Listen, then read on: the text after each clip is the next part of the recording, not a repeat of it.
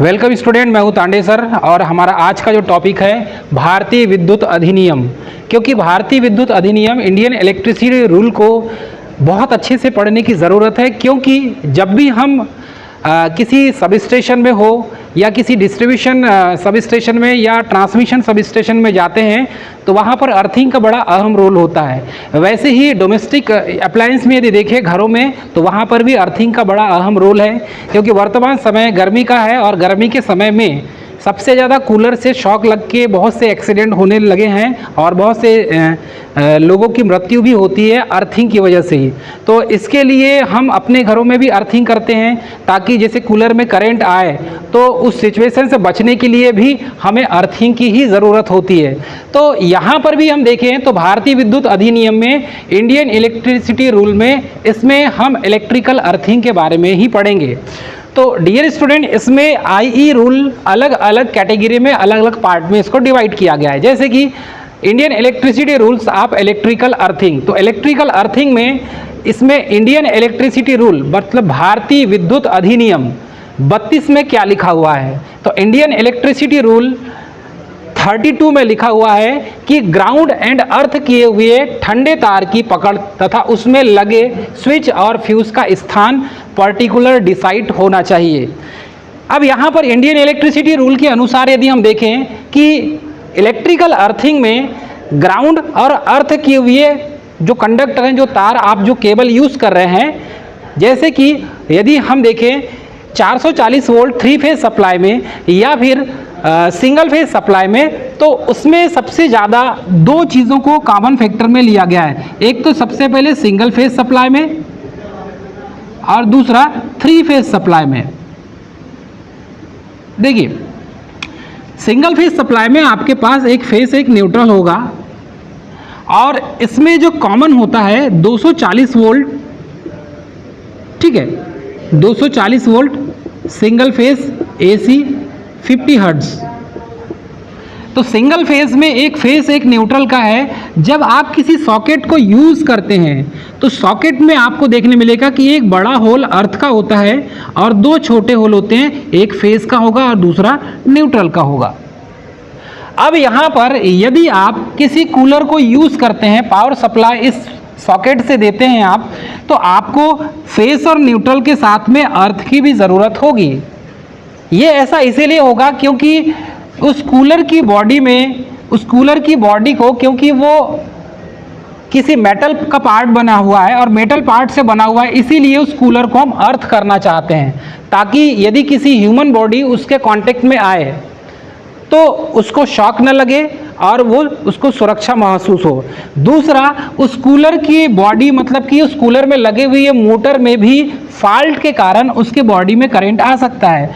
तो ऐसी सिचुएशन में उस मोटर को ख़राब होने से भी बचने के लिए, बचाने के लिए हम अर्थिंग करते हैं। मतलब दोनों सिस्टम आप यूज़ कर सकते हैं, एक तो ह्यूमन प्रोटेक्शन के लिए, दूसरा मशीन को प्रोटेक्शन देने के लिए। अर्थिंग का मेन पर्पस होता है या तो उसमें जो काम कर रहे ऑपरेटर को मतलब ह्यूमन को प्रोटेक्शन देने के लिए, और दूसरा उस मशीन को प्रोटेक्शन प्रोवाइड करने के लिए हम अर्थिंग करते हैं। अब यहाँ पर भारतीय विद्युत अधिनियम 32 में लिखा हुआ है कि ग्राउंड एंड अर्थ किए हुए ठंडे तार, ठंडे तार का मतलब ऐसे कंडक्टर जो आप या तो अर्थ में यूज़ कर रहे हैं या ग्राउंड में जब यूज़ कर रहे हैं, तो ऐसे कंडक्टर के पकड़ तथा उसमें लगे हुए स्विच या फ्यूज का एक स्थान पर्टिकुलर डिसाइडेड होना चाहिए। अर्थ में कभी भी हम फ्यूज का यूज़ नहीं करते, अर्थ में हम अलग से कोई स्विच का यूज़ नहीं करते। स्विच का यूज़ करेंगे कट ऑफ करने के लिए तो फेस के लिए ही करेंगे, अर्थ के लिए नहीं किया जाता और न्यूट्रल के लिए भी नहीं किया जाता। तो यहाँ पर भारतीय विद्युत अधिनियम 32 में लिखा हुआ है कि ये जो ठंडे तार है, मतलब इनका जो यूज़ है, इनमें ये लाइव कंडक्टर नहीं होंगे। ठंडे तार मतलब ऐसे तार जो इनएक्टिव है, जैसे कि न्यूट्रल, विदाउट फेस के न्यूट्रल का कोई अस्तित्व नहीं है। अर्थ का उसमें लीकेज करंट तभी फ्लो होगी जब ये फेस के कांटेक्ट में आता है, या इस मशीन के बॉडी में कहीं पर भी लीकेज करंट होती है, तब की सिचुएशन में आपको इस अर्थ के तार में आपको लीकेज करंट फ्लो होते हुए दिखेगा, बाकी टाइम में आपको लीकेज करंट फ्लो होते हुए नहीं दिखेगा। तो ये अर्थ का जो तार है ये सीधे ग्राउंडेड है जमीन से, अर्थ का तार। और फेस और न्यूट्रल यदि किसी मशीन में यदि आप उसके बॉडी में करंट आ रहा है मतलब वो लीकेज करंट है, और उसको आप सीधे ग्राउंड करेंगे अर्थ तार के माध्यम से। अब इंडियन इलेक्ट्रिसिटी रूल 33 में लिखा हुआ है कि कंज्यूमर का जो हाउस है मतलब किसी भी उपभोक्ता का घर, वहाँ पर भी अर्थिंग वायर का यूज़ होना अति आवश्यक, मतलब अर्थिंग करना अति आवश्यक है। अब यदि एग्जाम में ऐसा पूछा जाए कि किस विद्युत अधिनियम में कंज्यूमर के मतलब उपभोक्ता के घर में अर्थिंग करना अति आवश्यक है, ऐसा पूछे तो आपको बताना है भारतीय विद्युत अधिनियम 33, मतलब कि इंडियन इलेक्ट्रिसिटी रूल 33।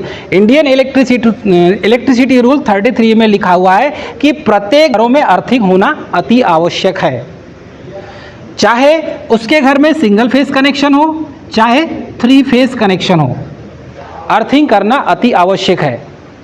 ठीक है, तो भारतीय विद्युत अधिनियम 33 में लिखा हुआ है कि घरों में अर्थिंग होना अति आवश्यक है। ऐसा इसीलिए कहा जाता है कि आपके घर में जितने भी उपकरण हैं लगे हुए, यदि उन उपकरणों में कहीं पर भी उसके बॉडी में फॉल्ट आता है, जैसे सीलिंग फैन हो गया, आप अपने घरों में, क्योंकि सिंगल फेस कनेक्शन में भी आप देखेंगे डियर स्टूडेंट, तो आपको क्या चीज़ देखने मिलेगा, एक तो लाइट लोड देखने मिलेगा, लाइट लोड, और दूसरा मिलेगा पावर लोड। ठीक है, एक लाइट लोड और दूसरा पावर लोड। लाइट लोड में क्या होता है, ऐसे इक्विपमेंट, इसमें एक सब सर्किट में लगभग 800 वाट का लोड होता है, एक सब सर्किट में लगभग 800 वाट का लोड होता है। और पावर लोड में यदि देखें हम तो इसमें मैक्सिमम 2 पॉइंट होते हैं और 3000 वाट का लोड होता है, मतलब इससे ज़्यादा आप लोड नहीं डाल सकते। एक पावर सर्किट में लगभग 2 पॉइंट निकलेंगे, और 2 पॉइंट कैसे निकलेंगे बेटा, एक 1500 वाट का, दूसरा 1500 वाट का, तो ये दोनों मिला के 3000 वाट हो जाएगा। तो पावर जो लोड होता है पावर सर्किट में हम अलग से ही घरों में जब वायरिंग की जाती है तो लगभग 2 mm या 2.5 mm या 3 mm का तार अलग से ही किचन तक पहुंचाया जाता है, क्योंकि किचन में आपको क्या चलाना है, फ्रिज चलाना है, आपको गीज़र चलाना है, आपको ठीक है मिक्सी मशीन चलाना है, मिक्सर ग्राइंडर चलाना है, मतलब जितने भी ज़्यादा लोड गेन करने वाली जो मशीन है आपको एक तो किचन में मिलेगा, कोई ओवन चलाता है, पानी गर्म करने के लिए बाथरूम तक पहुंचाने के लिए भी यहीं से कनेक्शन दिया जाता है। तो 2 पॉइंट का मतलब है, एक पॉइंट से आप मानकर चलिए किचन में ओवन्स वगैरह चलाएंगे, और दूसरे पॉइंट से आप इसी को बाथरूम तक पहुंचाएंगे। यदि आपको गीज़र लगाना है पानी गर्म करने के लिए तो आप इसको डायरेक्ट कनेक्शन यहाँ से कर सकते हैं। इसीलिए एक पावर जो लोड होता है, मतलब कि पावर सर्किट में आपको लोड देखने मिलेगा 3000 वाट का, और लाइट लोड में देखेंगे आप तो लगभग 10 पॉइंट होंगे। इसमें लाइट लोड में अधिकतम कितने पॉइंट निकाल सकते हैं, 10 पॉइंट, और 800 वाट का लोड होना चाहिए, उससे ज़्यादा का लोड आप नहीं डाल सकते। इसमें 1 mm 1.5 mm मैक्सिमम 2 mm तक का आप वायर यूज़ कर सकते हैं। तो यहाँ पर प्रत्येक कंज्यूमर के घर में फ्यूज होना या अर्थिंग करना अति आवश्यक होता है। तो प्रत्येक घरों में अर्थिंग इसीलिए की जाता है कि आप जो उपकरण चला रहे हैं, जैसे ये 3000 वाट के 1500 वाट के जो उपकरण चला रहे हैं आप, इसके बॉडी को भी अर्थ करना अति आवश्यक है, क्योंकि इसके बॉडी में भी लीकेज करंट फ्लो हो सकती है, इसीलिए इसे भी अर्थिंग करना अति आवश्यक होता है। तो अर्थिंग का जो सिस्टम होगा, या तो आपको पता है, या तो आप प्लेट अर्थिंग करेंगे या आप पाइप अर्थिंग करेंगे। रॉड अर्थिंग भी किया जाता है जनरली सिंगल फेस कनेक्शन के लिए। तो सिंगल फेस कनेक्शन है तो या तो आप एक प्लेट अर्थिंग कर ले, पाइप अर्थिंग कर ले, या रॉड अर्थिंग कर ले, ये दोनों सस्ते होते हैं। ठीक है, तो इंडियन इलेक्ट्रिसिटी रूल 33 में लिखा हुआ है कि प्रत्येक कंज्यूमर के घर में अर्थिंग करना अति आवश्यक है। थर्ड में है Indian electricity rule 61। Indian electricity rule मतलब भारतीय विद्युत नियम अधिनियम 1961 में लिखा हुआ है कि अर्थिंग कनेक्शन होना अति आवश्यक है। देखो, अर्थिंग करना या अर्थ करना अति आवश्यक है। अब अर्थिंग कनेक्शन कहाँ कहाँ, जैसे बड़े रेसिडेंशियल एरिया होता है, आपने देखा होगा 10 मंजिला बिल्डिंग होती है, 20 मंजिला बिल्डिंग होती है। तो अब उस उतनी बड़ी बिल्डिंग को आप एक लोड के रूप में देखेंगे तो एक बिल्डिंग में 25 मंजिला है, तो 10 मानकर चलिए 20 कमरे हैं एक मंजिल में, दूसरी मंजिल में 20 कमरे, फिर तीसरी मंजिल में 20 कमरे। तो ऐसा करते करते कितना लोड हो गया, मतलब एक गांव के बराबर लोड हो गया कि नहीं। तो अब ऐसे सिस्टम में या ऐसी सिचुएशन में उसके लिए अलग से एक ट्रांसफार्मर लगाना होगा। अब उस ट्रांसफार्मर के साथ में बेटा एक चीज़ और है कि अलग से ट्रांसफार्मर के लिए मतलब एक छोटा यार्ड ही बनाना पड़ेगा उनको। ट्रांसफार्मर लगेगा, एक छोटा सा यार्ड होगा, वहाँ पे एक सर्किट ब्रेकर होगा, आइसोलेटर्स वगैरह होंगे, स्विच गियर्स वगैरह होंगे, ट्रांसफार्मर लगा होगा वहाँ पर डिस्ट्रीब्यूशन। तो वो ट्रांसफार्मर 11 kV सप्लाई को फिर क्या करेगा, 440 वोल्ट में स्टेप डाउन करेगा। उसके बाद उस बिल्डिंग में या तो सिंगल फेज या तो 3 फेज जैसी रिक्वायरमेंट होगी उसके आधार पर सप्लाई पहुँचाया जाएगा। तो उसमें केबलिंग की जाती है, केबल के माध्यम से पूरे सप्लाई ऊपर तक पहुँचाए जाते हैं। तो ऐसे सिचुएशन में ऐसी जगह पर अर्थिंग प्रत्येक को मतलब जितनी बिल्डिंग है, जितने माले वहाँ पर है, बिल्डिंग एक के ऊपर एक फ्लोर है, वहाँ पर प्रत्येक को अर्थिंग करना भी अति आवश्यक होता है। अब ऐसे सिचुएशन में क्योंकि वो फ्लोर के ऊपर फ्लोर है, यदि सरफेस में हो तो इंडिविजुअली नीचे का जो फ्लोर वाले हैं वो क्या कर देंगे, ग्राउंड कर देंगे, लेकिन तीसरी मंजिल वाला कहाँ से अर्थिंग कर लेगा, तीसरी मंजिल कहाँ से अर्थिंग कर लेगा। तो उनके लिए एक पर्टिकुलर, जैसे आपने देखा होगा लाइटनिंग से तड़ी चालक लगाते हैं छत के ऊपर, बड़ी बड़ी बिल्डिंगों के ऊपर होता है, तो वैसे ही एक GI तार होता है, मोटे तार का यूज़ करके या फिर कॉपर की पट्टी का स्ट्रिप का यूज़ करके, चौड़ी पट्टी आती है उसका यूज़ करके अर्थिंग किया जाता है। और उसका पूरा सिंपल कनेक्शन करके जितनी भी बिल्डिंग्स है ना, एक फ्लोर के ऊपर दूसरा फ्लोर, तो सभी का कनेक्शन एक साथ नीचे उतारा जाता है। तो ऐसे बड़े रेसिडेंशियल एरिया जो होते हैं वहाँ पर इंडियन इलेक्ट्रिसिटी रूल 61 के अनुसार अर्थिंग और अर्थिंग करेक्शन होना अति आवश्यक है, मतलब ये मैंडेटरी है। ठीक है। उसके बाद IE रूल 62 मतलब कि भारतीय विद्युत नियम 62, इसमें है कि मीडियम वोल्टेज सिस्टम में अर्थिंग करना अति आवश्यक है। अब मैंने आपको बताया है कि वोल्टेज का लेवल भी अलग अलग होता है, जैसे आपको पता है हाई वोल्टेज, लो वोल्टेज, ठीक है, ये हो गया लो वोल्टेज और ये हो गया मीडियम वोल्टेज। अब जैसे मैं आपको बोलूँ लो वोल्टेज के लिए 240 वोल्ट, ठीक है, 240 वोल्ट। मीडियम के लिए आप देखेंगे तो लगभग 1000 वोल्ट, ठीक है, 1000 वोल्ट के आप अंदर लेते हैं तो वो मीडियम में आ जाता है। ठीक, हाई वोल्टेज 11 kV के ऊपर हाई वोल्टेज की कैटेगरी में आ जाएगा। तो ऐसा कहने का मतलब, करने का मतलब ये है कि जहाँ पर मीडियम वोल्टेज रेटिंग होगी वहाँ पर भी अर्थिंग करना अति आवश्यक है। मतलब लो वोल्टेज लेवल से लेकर हाई वोल्टेज लेवल तक अर्थिंग करना अति आवश्यक है। यदि अर्थिंग आप नहीं करेंगे तो इसका नुकसान आप जहाँ पर यूज़ करेंगे मशीन को होगा, मशीन को नुकसान पहुंच सकता है, और दूसरा उस मशीन में काम करने वाला ऑपरेटर उसको भी नुकसान पहुंच सकता है। तो हमें अर्थिंग, एक्चुअल में अर्थिंग का मेन काम क्या होता है, प्रोटेक्शन प्रोवाइड करना, मतलब सुरक्षा प्रोवाइड करने का काम है। अब यहाँ पर जितने भी मीडियम वोल्टेज लेवल हैं, जैसे 1000 वोल्ट, ये मानकर चलिए ये 11 kV है ना, 11000 वोल्ट, इससे कम लेवल जो हो जाएगा वो मीडियम वोल्टेज की रेंज में आ जाएगा। ठीक है, 440 वोल्ट के नीचे वाला जो लेवल हो जाएगा वो लो वोल्टेज के लेवल में आ जाएगा। तो कहने का मतलब ये है जहाँ पर मीडियम वोल्टेज रेटिंग होगी वहाँ पर भी अर्थिंग करना अति आवश्यक है। ठीक है, उसके बाद देखेंगे 5th में Indian electricity rule 67। Indian electricity rule भारतीय विद्युत अधिनियम 67 में लिखा है कि अर्थिंग करना या अर्थ से जोड़ना, अर्थिंग करना या अर्थ से जोड़ना अति आवश्यक है।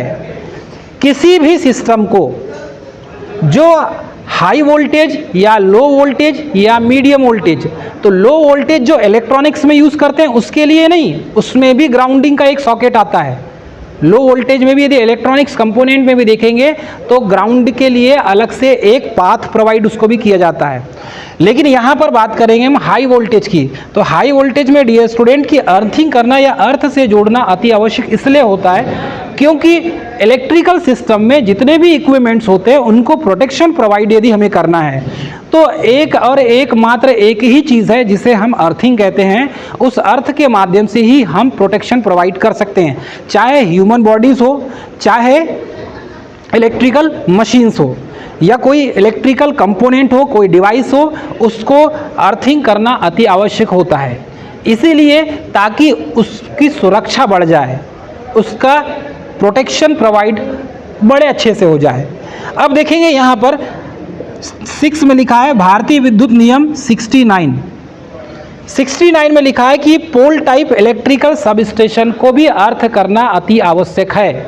अब ये जो पोल टाइप सब स्टेशन है, तो पोल टाइप सब स्टेशन में आपने देखा होगा एच पोल टाइप सब स्टेशन होता है। आपने देखा होगा एच पोल टाइप सब स्टेशन होता है। तो एच पोल इस टाइप से एच पोल में आपने देखा होगा यहाँ पर एक ट्रांसफार्मर लगा होता है, ठीक है, और यहाँ पर 4 पॉइंट निकलेंगे आर वाई बी और न्यूट्रल के। तो एच पोल माउंटेड ट्रांसफार्मर में इसे भी अर्थ करना अति आवश्यक है क्योंकि यहाँ पर ट्रांसफार्मर में भी आर वाई बी और न्यूट्रल होगा और इसी न्यूट्रल को हम यहाँ पर अर्थ कर देते हैं, ग्राउंड कर देते हैं।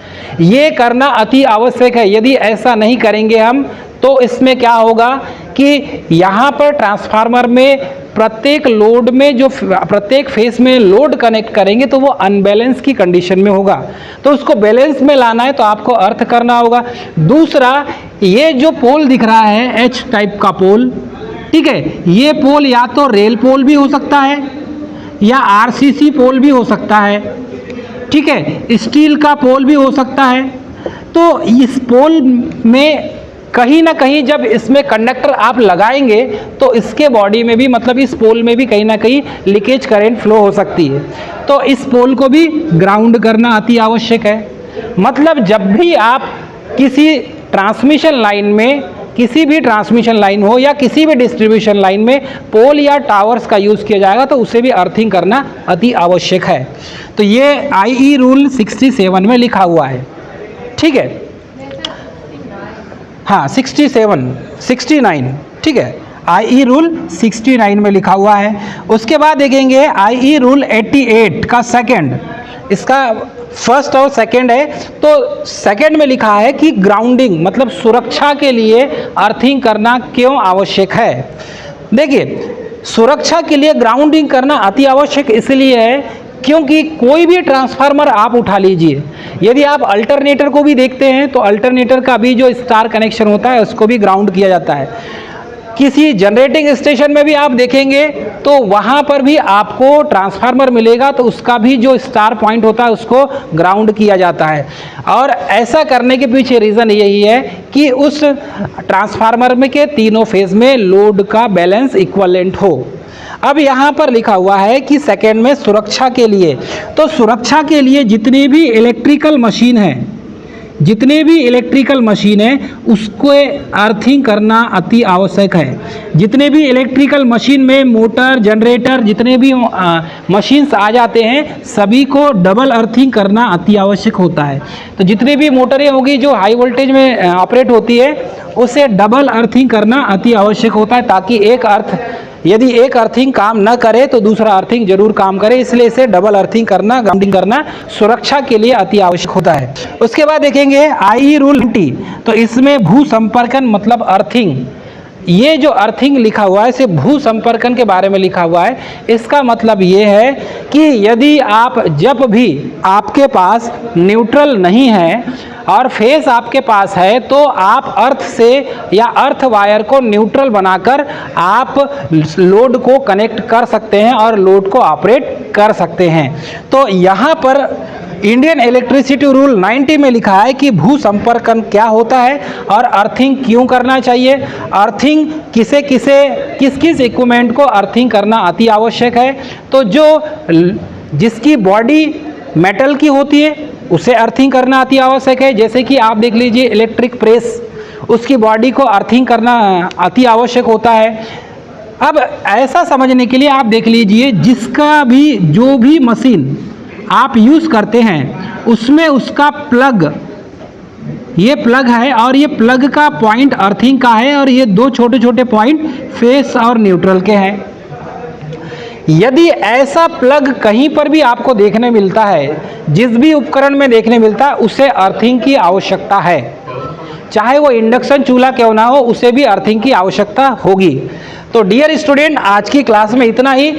Indian electricity rule 32, Indian electricity rule 33, Indian electricity rule 61, Indian electricity rule 62, ठीक है, Indian electricity rule 67, Indian electricity rule 69 and Indian electricity rule 88 का 2 और इंडियन इलेक्ट्रिसिटी रूल 90 में अर्थिंग के बारे में ही लिखा हुआ है। मतलब अर्थिंग के बारे में इंडियन इलेक्ट्रिसिटी रूल 32 से 90 के बीच में आपको अर्थिंग के बारे में लिखा हुआ मिलेगा। इंडियन इलेक्ट्रिसिटी जो रूल है, इस नियम में, इंडियन इलेक्ट्रिसिटी रूल में, भारतीय विद्युत अधिनियम में आपने देखा होगा ऐसे जैसे अर्थिंग के बारे में लिखा है वैसे न्यूट्रल के बारे में भी लिखा हुआ है, वैसे फेस के बारे में लिखा है, वैसे हाई वोल्टेज के बारे में भी लिखा हुआ है, लो वोल्टेज के बारे में लिखा हुआ है, पोल्स के बारे में भी लिखा हुआ है, ट्रांसमिशन लाइंस के बारे में भी लिखा हुआ है, ट्रांसफार्मर के बारे में भी लिखा हुआ है। सभी जो उपकरण हैं, सभी उपकरणों के बारे में जो हाई वोल्टेज में ऑपरेट होते हैं, सभी के बारे में लिखा हुआ है। ऐसा इसीलिए लिखा हुआ है कि आप उस नियम के आधार पर ही चाहे सब स्टेशन का इंस्टॉलेशन करें तो उस इंडियन इलेक्ट्रिसिटी रूल के आधार पर करें, चाहे आप किसी ट्रांसफार्मर का इंस्टॉलेशन करें तो इंडियन इलेक्ट्रिसिटी रूल के आधार पर करें, या घर की वायरिंग भी करें तो इंडियन इलेक्ट्रिसिटी रूल के आधार पर करें। जैसे कि आपने देखा होगा एक स्विच बोर्ड की हाइट 1.3 मीटर होती है, ये इंडियन इलेक्ट्रिसिटी रूल है। इस रूल के आधार पर ही आपको जब भी आप वायरिंग करेंगे या अर्थिंग, जब भी आप स्विच बोर्ड फिट करेंगे तो स्विच बोर्ड आप जहां पर भी लगाएंगे वो सरफेस से लेकर 1.3 मीटर के हाइट में ही होना चाहिए, ये नियम कहता है। तो ये भारतीय विद्युत अधिनियम में ये नियम लिखे हुए हैं, उन नियमों को सभी को फॉलो करना अति आवश्यक होता है। चाहे बड़ा कॉन्ट्रैक्टर हो, चाहे छोटा कॉन्ट्रैक्टर हो, चाहे जो भी ठेकेदार हो, उसे इंडियन इलेक्ट्रिसिटी रूल को फॉलो करना ही होगा। और उसके पास भारतीय विद्युत अधिनियम के अंतर्गत जो लाइसेंस होता है, फर्स्ट क्लास का, सेकेंड क्लास का, थर्ड क्लास का, वो लाइसेंस भी उसके पास होना अति आवश्यक है। जब तक उसके पास लाइसेंस नहीं होगा तब तक वो किसी प्राइवेट सेक्टर और गवर्नमेंट सेक्टर का टेंडर उसे नहीं मिल सकता, क्योंकि उसके पास एक पैमाना या एक क्राइटेरिया होना चाहिए कि उसे इस भारतीय विद्युत अधिनियम के अंतर्गत ये काम उससे करते आता है। जैसी ITI का जो सर्टिफिकेट होता है, व्यावसायिक सर्टिफिकेट होता है, और उस व्यावसायिक सर्टिफिकेट में ये इंडियन इलेक्ट्रिसिटी रूल के अंतर्गत, ठीक है, NCVT या SCVT जो DGT के द्वारा इसे जारी किया जाता है, उसमें आप देखेंगे तो ये एक स्किल्ड लेबर के लिए, मतलब ये स्किल्ड वर्कर के लिए, टेक्नीशियन के लिए NCVT द्वारा ITI का सर्टिफिकेट दिया जाता है। तो वो भी भारतीय विद्युत अधिनियम के अंतर्गत ही उसमें नियम लिखे हुए हैं। तो डियर स्टूडेंट, ये थी मोस्ट इंपॉर्टेंट जानकारी। मिलेंगे नेक्स्ट वीडियो में, तब तक के लिए जय हिंद।